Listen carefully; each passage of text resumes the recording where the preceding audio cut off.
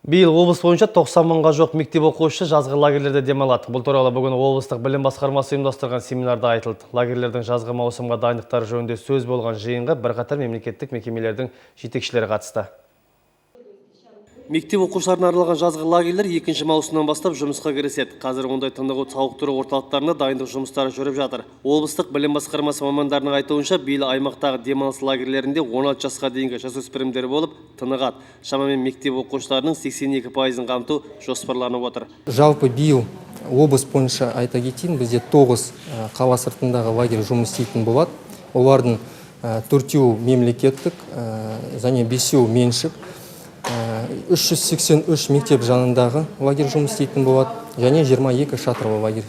Демалыс лагерлері жаз бойы бірнеше ауысым бойынша жұмыс істейтін болады. Бірақ тамақтану, өрт қауіпсіздігін қатаң сақтауы тиіс. Сондай-ақ суға түсу ережелерінде әрдайым назарда ұстау қажет. Бұл туралы бүгінгі семинарда лагерь жетекшілеріне ескертілді. Әрі мұндай талапты демалыс орталықтары лагерь жұмысы басталғанша пысықтауы қажет. Керісінше болған жағдайда рұқсат құжаттары берілмейді. Мұндай талап бала қабылдайтын барлық лагерлерге ортақ. Бүгінгі таңда бізде Әйтеке би, Мұғалжар және Қырымтау районының жарты ішіне толық белгілі болады.